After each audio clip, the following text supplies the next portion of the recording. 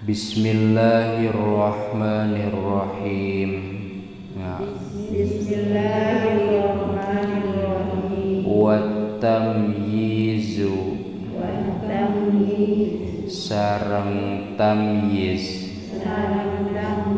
tegesna hideng wal ilmu sareng nyaho itu jalma anu salat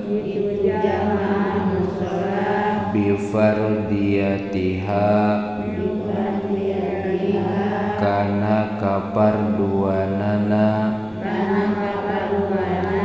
itu salat wa alla ya'taqida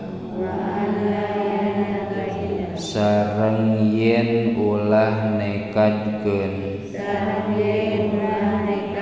itu jalma anu salat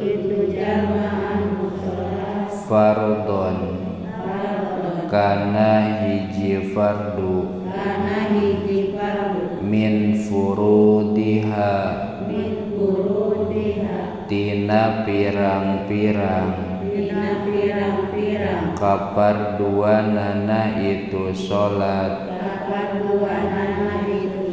sunnatan kana ditekadkeun sunat wasatru sareng nutupan aurat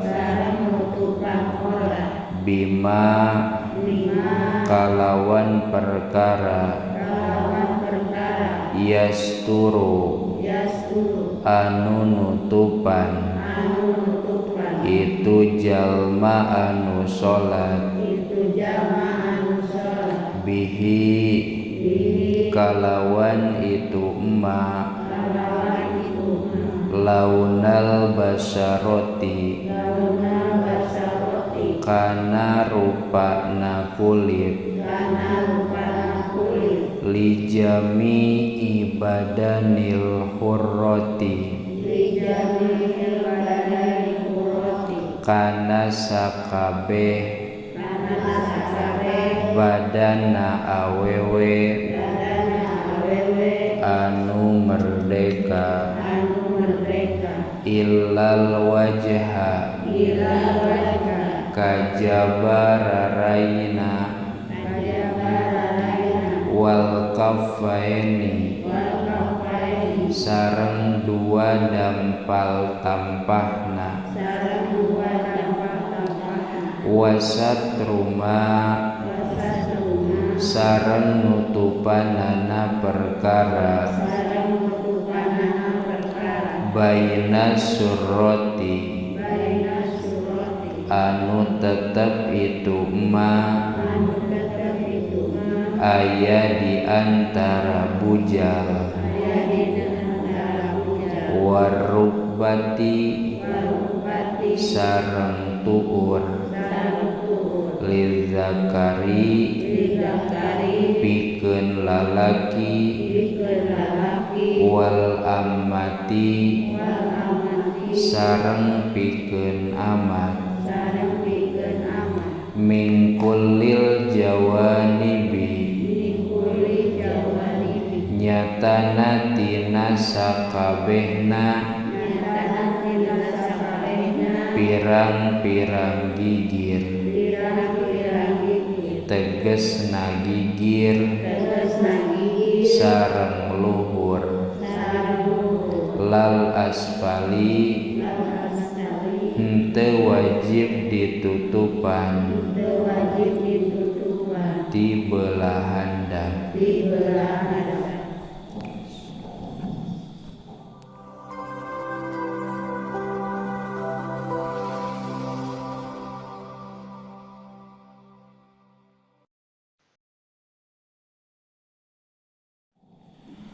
A'udzu billahi minasyaitonir rajim. Bismillahirrahmanirrahim. Alhamdulillahi rabbil alamin. Assalatu wassalamu ala asyrafil anbiya'i wal mursalin Sayyidina Muhammadin wa ala alihi wa sahbihi ajma'in, amma ba'du. Qala al-muallif rahimahullahu ta'ala wa nafa'ana bi'ulumihi amin ya Allah ya rabbal alamin. Khususan ila hadrati Syekh Muhammad Nawawi wa Sayyidi Syekh Abdullah bin Husain Ba'alawi qaddasallahu sirrahum. Al-Fatihah. A'udzu billahi minasy syaithanir rajim. Bismillahirrahmanirrahim. Alhamdulillahi rabbil alamin. Ar-Rahmanir Rahim. Maliki yaumiddin. Iyyaka na'budu wa iyyaka nasta'in. Ihdinas siratal mustaqim. Siratal ladzina an'amta 'alaihim ghairil maghdubi 'alaihim waladdallin. Rabbi fil amin.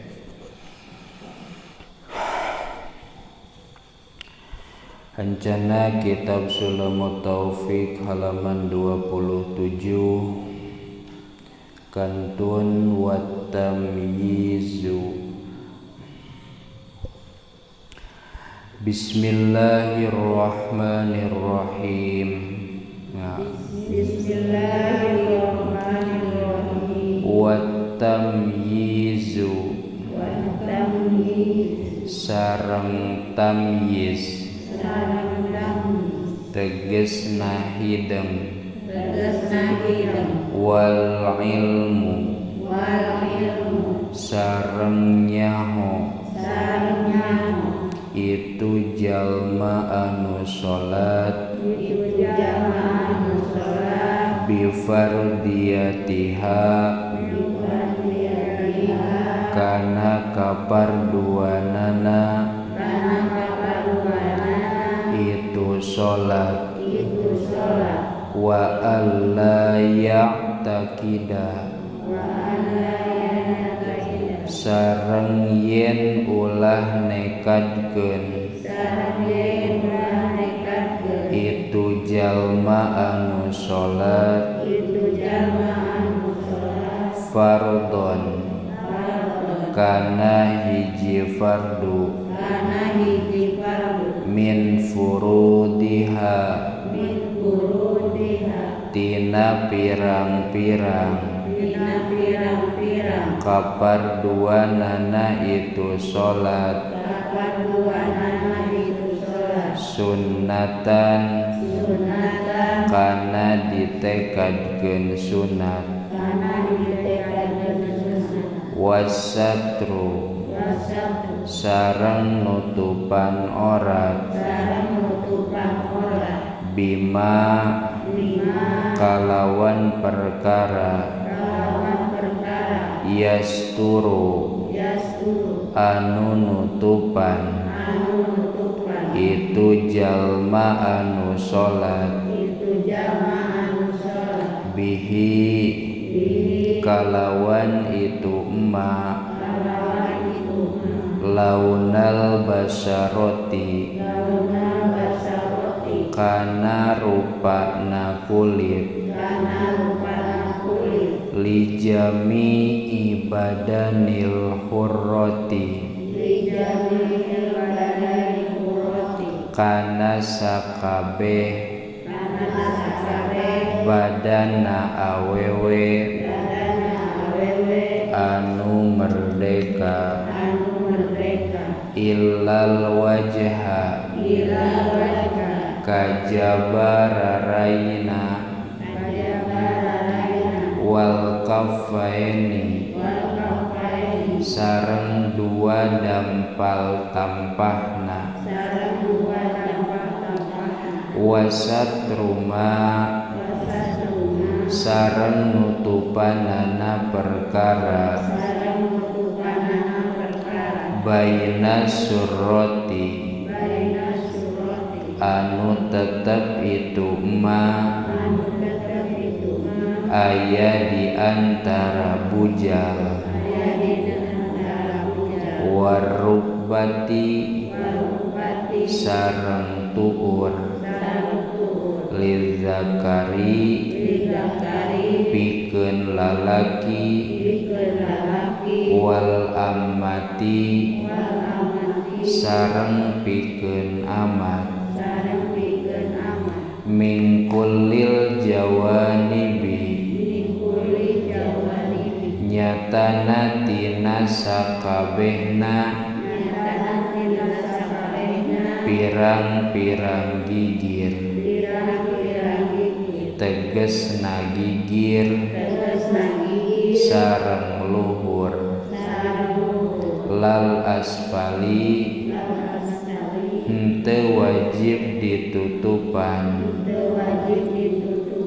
di belah handap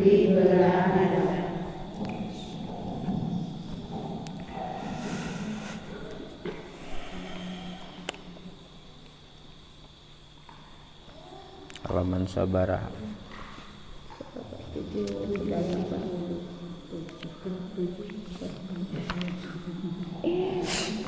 67 pasal nyolatan mayit etanya.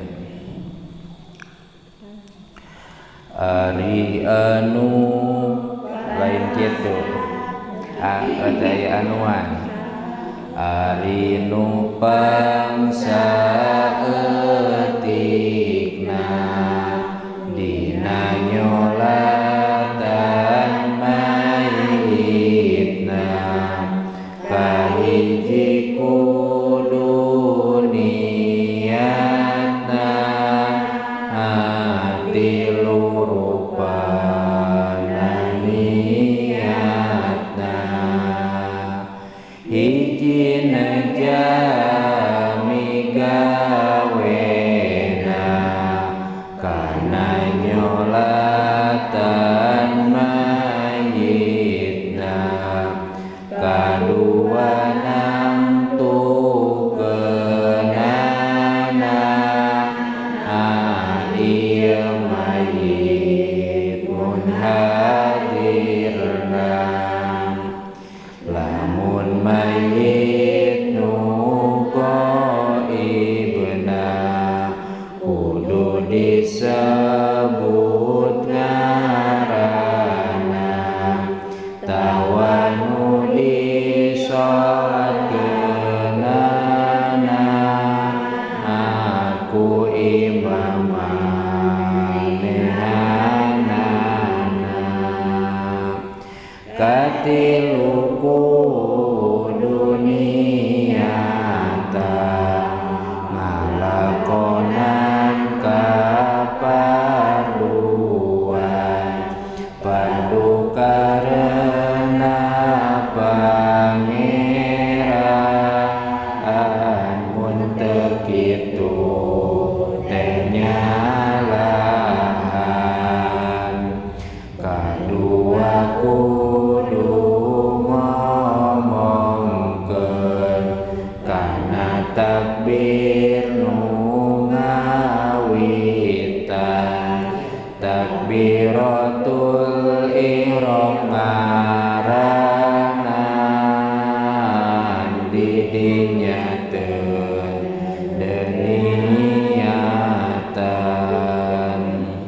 tuluy maca nu nyolatkeun kana Fatihah tamatkeun di dinya tuluy lakukeun anu kadua takbiran tuluy manehna ngomongkeun kana maca sholawatan bangsa eutikna baca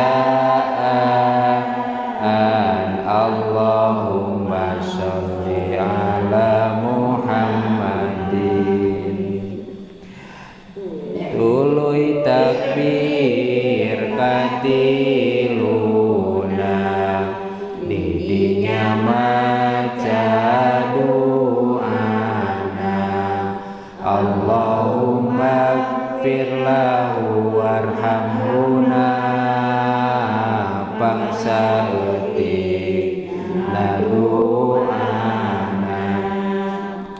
tuluy takbir ka obatna langsungkeun kana salamna assalamu alaikumna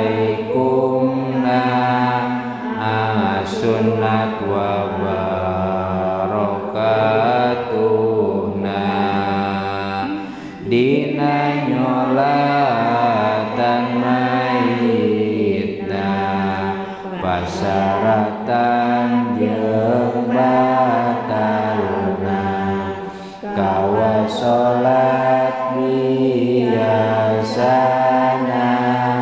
angan beda dina rukunna.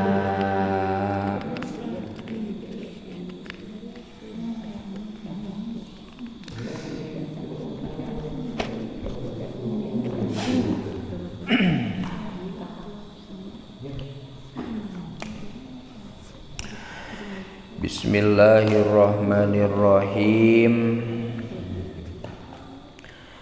Masih keneh nyarioskeun dina syarat sahna salat. Wa tamyizu bahwa salat bisa dihitung sah lamun teamah jalma anu salatna teh tamyiz. Ari tamyiz teh bisa ngabedakeun mana nu alus mana nu butut, ngabedakeun mana nu kotor mana nu bersih. Di urang masuk di hartian tamyiz teh hideng.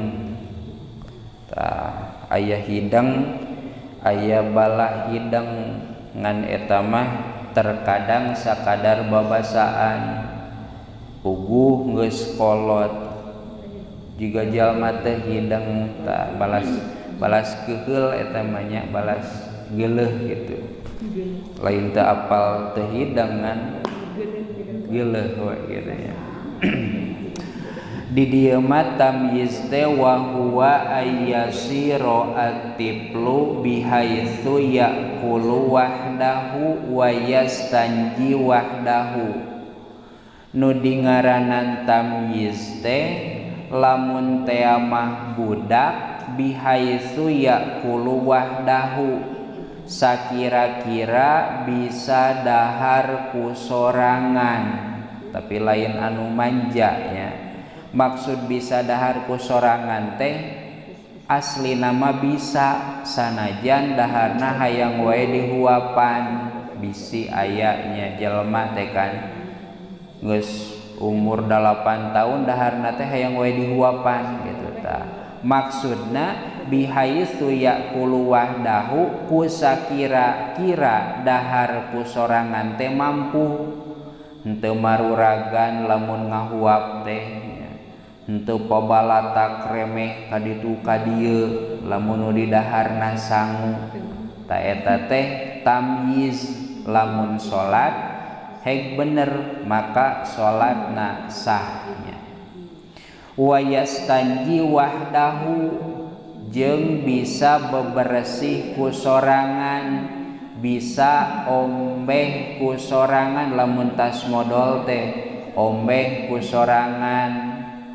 Ieu mah itu diomehan marametek we tanu kitu mah teu sah salatna nya. Tadi dieu falatasihu min ghairi mumayyizin lamun jalma daharna can bener nya can bener teh can bisa ku sorangan lamun ombehna can bisa ku sorangan maka lamun teh mah salat sanajan wudu nage bari dipapatahan falatasihu min ghairi mumayyizin, salatna can dianggap sah secara hukum fikih sabab can cumpon syarat nyaeta tamyiz. Ari urang geus tamyiz can dahar bisa ku sorangan, bisa ombeh bisa ombeh. Berarti lamun salat sesuai syarat rukuna urang mah sah ya salatna. Naon sababna anu can tamyiz dianggap salatna teh teu sah? Alasanana teh li adami sihati ibadatihi binafsihi, karena teu dianggap sah ibadah kalawan dirina. Boro-boro salat dahar wae can bisa, boro-boro salat omeh wae can bisa. Sanajan mungkin wae dahar jeung omeh mah teu bisa, ngan salat mah bisa, ngan jarang-jarang nya. Biasana nu diajarkeun teh dahar jeung omeh, jang gerak mam, jang tos omeh can, tara sugan jang gerak salat atawa geus salat. Da eta mah perlu didikan gitu. Perlu babacaanana kumaha, gerakanana kumaha, lain ngan sakadar ungkug-ungkugan, lain ngan sakadar tongeng-tongengan, totongengan ya, tongeng-tongengan. Nah, jadi kedah tamyiz syaratna. Kumaha cenah eta budak lamun salat, ari salat mah da kudu diajarnya. Sanajan wajibna salat dina nalika geus tamyiz atawa hidang, kan ari teu diajar ti leuleutik mah engke pas budak diwajibkeun salat can bisaeun. Sabab naon? Can diajarkeun. Jadi diajar mah ti leuleutik, ti memeh hidang, ti memeh baleg. Anapun make jeung sahna mah geus baleg. Dalamun wajibna ge geus baleg ieu, lamun geus baleg tuluy kakara diajar, engke hese bisana kaburu gede mah kaburu teu purun. Mun dina babacaan teu purun, lamun dina gerakan hese ngomekeun tungtungna kabawa kolot. Eta teh kabawa kolot teh naon? Tuman. Tuman lamun salat teh naon? Sukuna sok engkle-engklean, engkle-engklean teh usak-usiknya. Tina nangtung kana ruku, tina ruku kana sujud, sarung di naon diselapkeun di tengah, tuluy sukuna teh ngengkle nya. Ta eta teh kan gerakan-gerakan anu mantak ngabatalkeun salat. Atawa sabada tahiyat atawa sabada sujud rek nangtung, geus nangtung pas nangtung sukuna diengklekeun deui nya. Eta teh kan gerakan-gerakan anu mantak ngabatalkeun salat. Komo istri nya hese merhatikeunana da sampeanana katutupan kumukena.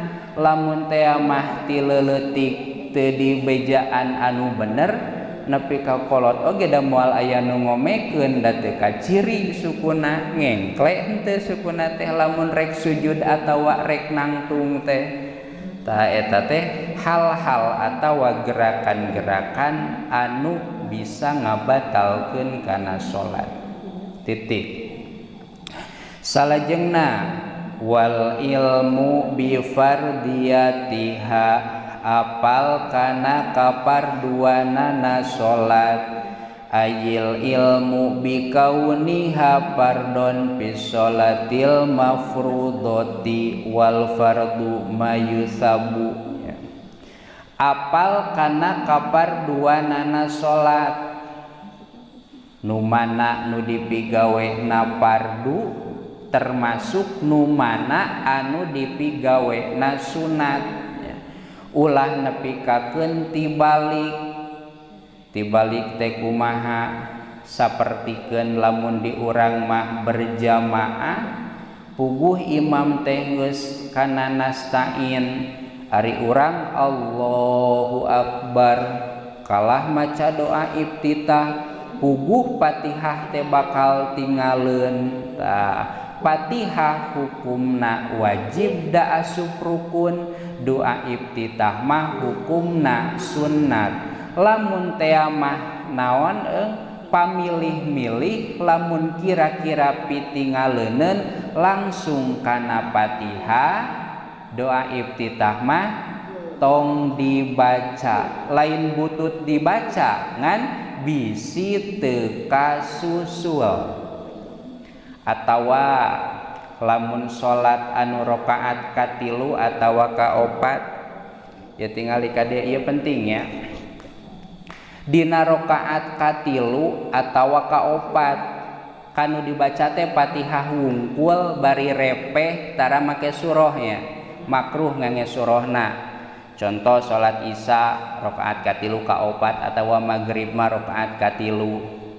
Kan terkadang lamun teh mah imamna maca Fatihah gancang nya dina rakaat katilu atawa kaopat, urang mah kakarage ihdinas siratal mustaqim, ari imam geus Allahu Akbar ruku. Tah kan dina nalika kitu urang mah teu apal naha kudu ngabereskeun kana Fatihah, naha kudu milu ruku jeung imam.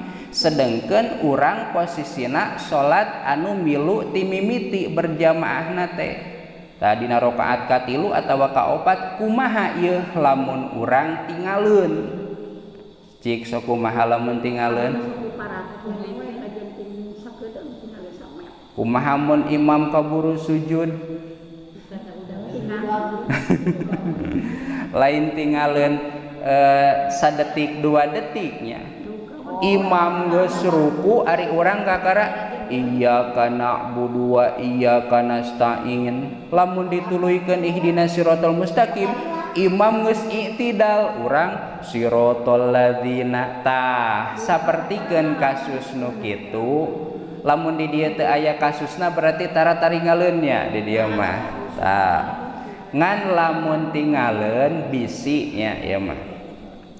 Bisi dina rakaat katilu atawa kaopat tingaleun Fatihah naku imam, urang can beres maca Fatihah ari imam geus ruku, padahal maca Fatihahna teh barengnya dina katilu jeung kaopat mah. Tah maka eta teh aya 2 solusinya. Nu kahiji, lamun bacaan urang teh gancang teh biasa sarua jeung imam, bacaan kieu mah galib batur ge osok, tapi masih keneh anger tingaleun nya.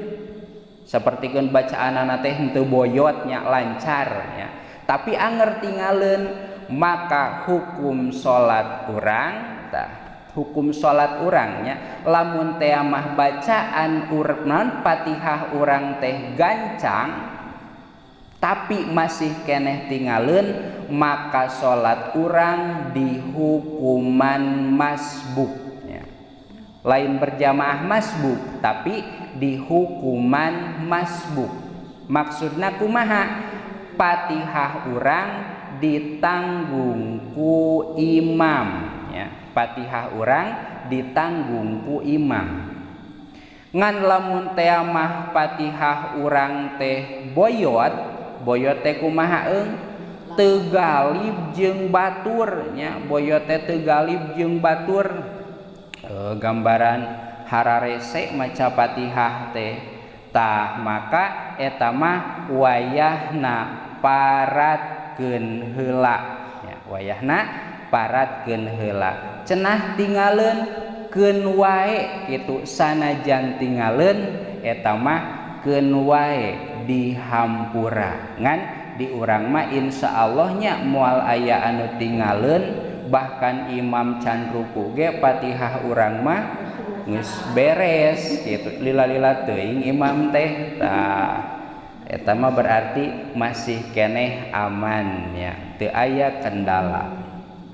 Teras tadi dia anu pardu teh kudu apal supaya naon supaya urang leuwih fokus kana pardu daripada kana naon daripada kana sunnat. Cara maca Fatihah imam geus di tengah ari urang kakara datang maka urang teh langsung maca Fatihah ulah maca doa iftitah heula. Kumaha lamun teh mah imam geus maca surah imam teh walam yakul lahu geus kana lahu ari urang kakara datang urang teh berarti Allah kakara ge Allah nya niat imam geus ruku tah maka urang menang langsung ruku nya berarti Allahu akbar langsung milu ruku. Nah, eta teh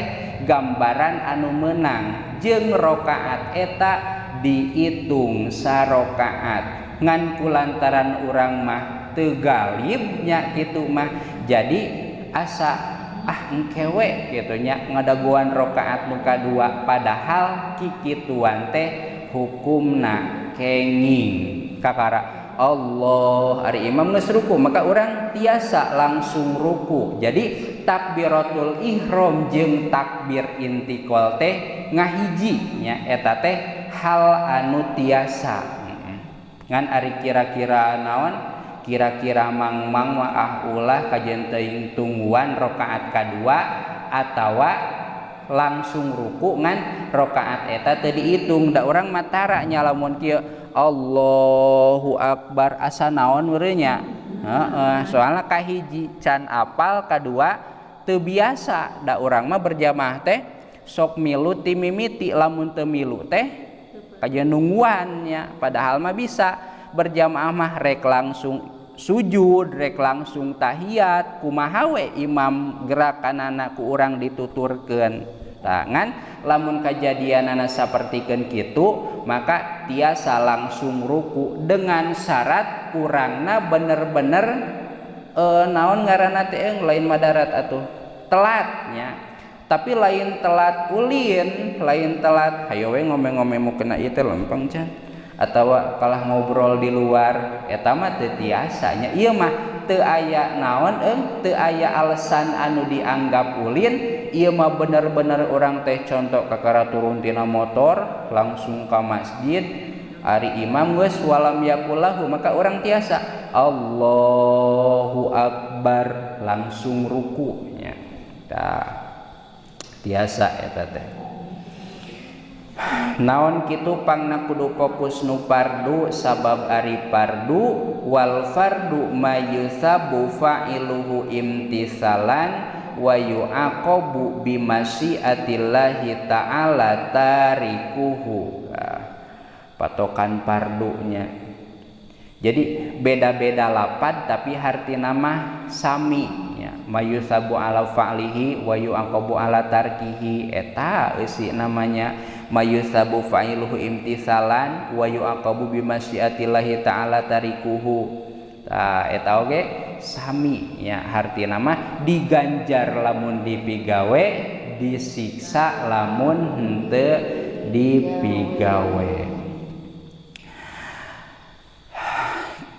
Kitu nate sawaun kana amian au aliman arek jalma nama ami nya ari ami teh teu apal nya au aliman atawa jalma nama apal ari sugan tah teu apal makan kitu nya di dieu mah ari ami teh fal ami huwa man lam yuhassil minal fikhi syai'an yahtadi bihi ilal baki teu apal kana fikih ari sugan ari sugan doa iftitah teh wajib pedah tiba heula tas takbiratul ihram teh kudu maca naon doa iftitah sugan teh eta teh wajib we sarua jeung Fatihah sapertikeun kitu nya titik salajengna wa alla ya'taqida fardon min furudiha sunnatan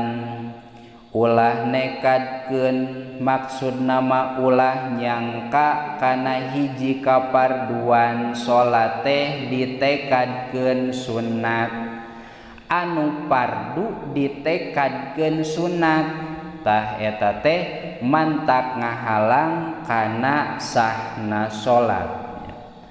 Di dieu mah wa ing kana amian jeung sanajan eta teh jalma anu ami, jalma anu teu apal, ceuk kasarna mah bodoh atunya ari jalma ami teh sok aya bahasa awam nih.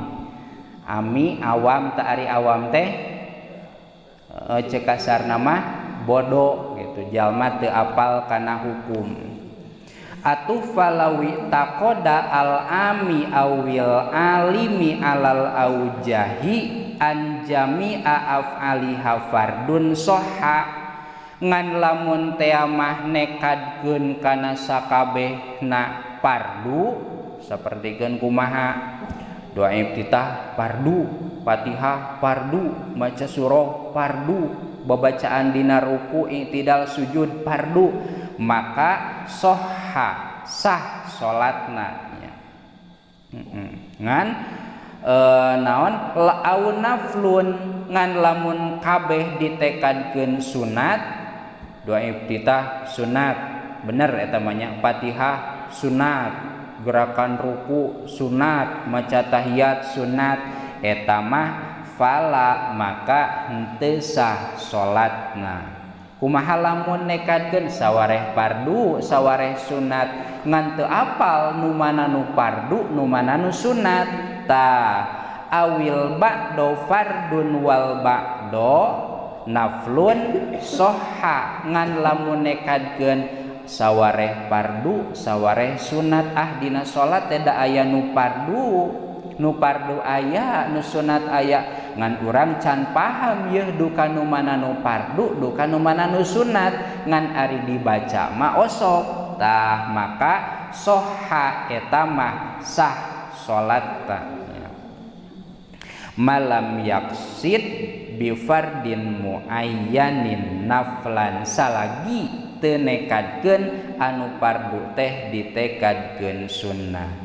Afada zalika Ibnu Hajarin fit Tuhfah kitu kasauran Imam Ibnu Hajar anu dicarioskeun atanapi difaedahkeun dina kitab Tuhfah ya. Teu apal kitab nage urang mah nya Tuhfatul Muhtaj seueur jeung kanal deui. Tarunduheun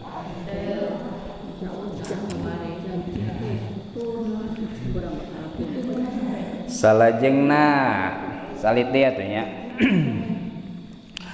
wasatru bima yasturu bihi launal basaroti jalma anu salat teh sah lamun nutupan aurat walau kholian sanajan salatna teh sorangan di imah salat sorangan meureun nutupan aurat teh pedah we bisi era ku batur urang mah sorangan ieu di kamar rek bubuligir we atawa make pakaian dalam wungkul ya. Teu meunang teu sah eta teh. Kumaha lamun dina popoek au fidul matin nya sorangan nya poek boro-boro ku batur ti luar ku urang sorangan teu kaciri keur di WC mandi wudu nah aliran rek salat tahajud teh atawa salat subuh kan poeknya rarampayakan we ka kamar neangan mukena teu kapanggih salat we bubuligir da poek ieu tah sanajan sorangan bari poek lamun teu make tutup-tutup alias teu nutupan aurat maka teu sah salatna eta teh. Kumaha teu boga cenah eta mah lain cerita nya lamun teu boga mah aya atanapi nu teu boga baju salai acan. bima yasturu bihi launal basaroti nu kumaha nu disebut tutup-tutup paranti nutupan orate asalkeun ku perkara anu mantak nutupan kana warnana kulitnya perkara anu nutupan kana warnana kulit atuh lamun teh mah boga mukena tapi dijieuna tina plastik herang ya lamun atawa tina kain ngan kainna teh ipis pisan nepi kakeun dimukena jeung teu dimukena eta warna kulit teh eueuh bedana ya beda aya ipis nutupan ya jiga nu ayeuna ning tina parasit mukena teh diasupkeun kana dompet sagede kieu asup pas dibuka mah jeber badagnya eta mah nutupan ya ieu mah lamun aya tutup-tutup ngan teu nutupan kana warnana kulit rek warnana herang atawa balas ipis nepi kakeun eueuh perbedaan warna kulit ditutupan jeung teu ditutupan teh maka eta ge teu disebut tutup-tutup kaya tataranjang ari mukena urang mah nutupannya ku di mukena teh teu kaciri warna kulitna naha bodas naha hideung naha belang atawa kumaha kan teu terang urang mah tah berarti tutup-tutup nu kitu mah dianggap nutupan orat lamun nutupan teh mah di dieu mah bihaitsu la yu'rafu bayaduha min nahwi sawadiha bi majlisit takhutubi nu dimaksad-maksad tutup teh tutup-tutup atawa pakaian lamun sok ngangge mukena mah mukena nya da mukena teh di Indonesia ya di negara sejen mah henteu ngangge mukena eta teh nya asal kenutupan ku sakira-kira lamun ngobrol pahareup-hareup teh jiga ieu nya ngobrol pahareup-hareup teu katingali warna kulitna teh maka eta teh tos dianggap nutupan henteu kudu dikieu-kieu kela ieu teh katingali teu warna kulit teh teu kudu nya asalkeun keur ngobrol pahareup-hareup teu kaciri kulitna teh tah eta teh tos cekap kain anu kitu teh mana nu kudu ditutupan teh li jami'i badanil hurrati pikeun awewe anu merdeka teh lain amat nya merdeka teh teu naon lain milik batur teu aya aya namanya amat teh merdeka kabeh ge bebas ku sorangan maka nu kudu ditutupanana teh li jami'il badani sakabeh badana hatta batinil kodamaini nya sakabeh badan nepi kakeun dua dampal sukuna eta mah rek budak leutik atawa budak gede alias kolot nya ilal wajha wal kafaini kajaba anu teu kudu ditutupan mah wajah jeung dua dampal tampang berarti lamun dibahasakeun wajah di mana ti luhurna tina tempat jadina buuk anu biasa nya bisi aya awewe botak atawa sulah henteu ti dieu nya anger we tempat jadina buuk anu biasa cenah buukna nepi dieu eta mah mun bisa kerok mun teu bisa mah keun we anger we mukena mah ti dieu henteu kudu mukena ti dieu nya sok kieu pedah tempat jadina buuk di dieu henteu maksud tempat jadina buuk teh anu biasa handapna nepi ka mana nepi ka gado di dieu tah berarti si ieu teh kedah katutupan mukena teh teu kenging di dieu nya lamun di dieu berarti aya orat anu katingali tah kedah di dieu si mukena teh nya geuleuh cenah katingalina kajeun teuing anu geuleuh mah cara make mukenana meureun nya jeung kumaha rupana masalah geuleuh mah tah sakieu berarti nya tah minimal sakieu tah tungtung gado tekan mana ieu gitu tah henteu di dieu henteu tapi tah di dieu nya Kadieu mangga sakieu oge nya eta langkung sae kangge jagi-jagi. Wal kafaini sareng dua dampal tampah zohron wa batnan ilal kauaini. Berarti sakieu nya rek tukangna atawa hareupna nya. Rek hareupna ieu mangarana teh batnan, dampalna ieu mah zohron tonggongna ilal kauaini nepi ka pigelangan sakieu berartinya. Cenah aya nu sok ditutupan jeung tonggongna sok ngangge mukena teh ka dieu terus aya talian naon namina teh hensok nya. Tah da bisi naon jaga-jaga bisi kabetot ka dieu mukenana mangga eta mah nya. Ngangge hensok jiga ukhti nya. Wasat rumah baina surati warukbati lidzakari wal amati pikeun lalaki mah nu kudu ditutupan teh ti luhurna bujal ti handapna tuur asalkeun bujal jeung tuurna katutupan maka sah salatna.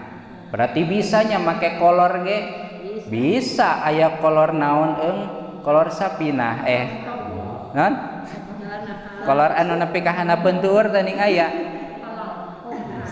tah kolor kitu nya bisa eta teh ngan kabina-bina teh salat di kolor sanajan kaluhurna teu di baju kahanapna teu make sarung di kokolor hungkul asalkeun bujal kaluhurna nepi ka handap tuur ieu anu dua katutupan maka sah salatna.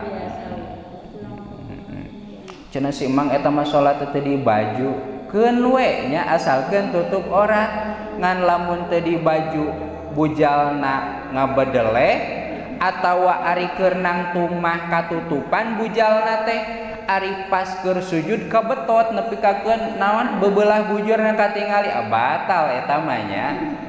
Ulah nepi ka gusar geser eta si calana teh lamun ukuranana ngepas dina luhureun bujal saeutik nya.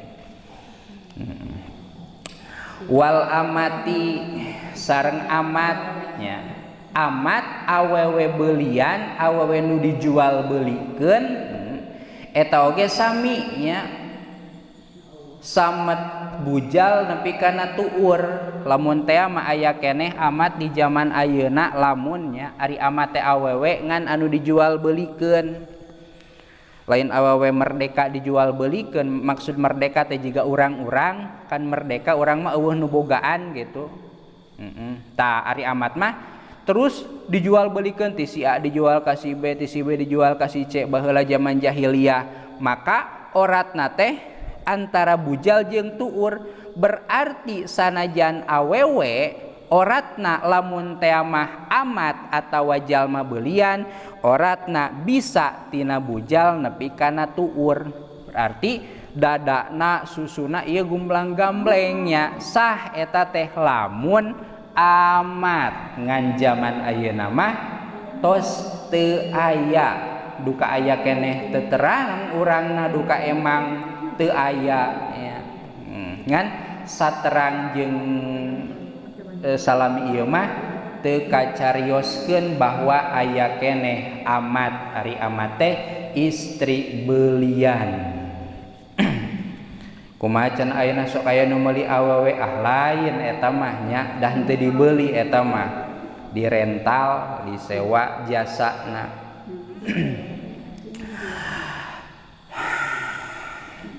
Mingkulil jawanibi lal aspali terakhir nu kedah katutupan teh ti gigir sareng ti luhur anapon ti hanap mah teu sawios. Tah lamun di istri teh mah ya dari pamegat mah simpel nya ngangge sarung unggul ge terus jelas katutupan. Ti istri ti luhur jelas moal katingali ya. Ti gigir mungkin teu katingali. mungkin lamun teh mah mukenana anu dipotong teh dua nya. Nu hiji mah sok gejed sok dijengkang cenah lamun rek nangtung. Beureun teu biasa nya. Hege anu dipotong, ari nu dipotong kan di dieu na teh katingali nya. Tah lamun teh mah katingali ieu disebutna tigigir. Katingalina teh dina nalika kumaha?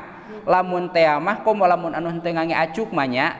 Da ari nu ngange acuk moal katingali oratna teh keur ieu ngange kaos oblong contona teh hareudang atawa ngange BH hungkul nya. Allah kan otomatis nyingkapnya. Tah lamun katingali kulitna maka eta teh batal salatna. Makana anu ngange mukena sapotong mah kange jaga-jaga di lebetna ngange naon? Ngange acuk anu nutupan kana oratna. Tah kumaha lamun ti handap? Nah sanajan ieu kan ieu teh nyampainya aya teh di dieu mukena sapotong. Tah jiga kerudung kieu tah nya kerudung panjang mukena sapotong teh katingali ti handap. Tah ieu handap teh dianggapna ti gigirnya ti gigir keneh. Tah anu dianggap ti handap mah samet anu disarungkeun aya mukena teh dikumahakeun. Tah ti handap ngan lamun katinggalina ti dieu tapi ti dieu teh lain berarti dibukakeun. Ayeuna mah geus jarang nya salat luhureun balong luhureun saung teh teu aya nya. Saung balong geus ditemok. Tah lamun teh mah aya nu salat heg aya nu noong cenah da zaman baheula nya ari ayeuna mah geus moal aya heg katingali atawa salat di loteng katingali ti handap maka eta mah teu termasuk kabuka orat alias teu batal salatna. Jadi nu kudu ditutupan teh ti gigir sareng ti luhur anapun ti handap mah masing teu ditutupan oge teu sawiosnya. Teu sawios ti handap mah. Ngan lain berarti ti handap teh ngan dugi ka dieu mukena teh ngatung sanes berarti kitu da ieu mah aya gigiran di dieu. Tah ieu teh masuk keneh gigir berarti kedah katutupannya termasuk di dieu mah nepikakeun dampal suku nanyalira eta oge sami nya. Kedah katutupan. Paslun fima yabtulus sholati fima yubtilus sholata artinya wallahu a'lam bissawab. Rabbin fa'na bima 'allamtana Rabbi 'allimna alladhi yanfa'una Rabbi fakina wa fakih lana wa qurabati lana fi dinina tawassalna bi ta'allumi tawassalna bi ta'limi antarzuqanal wasi'ah wa antarzuqanal amanah abdi tawasul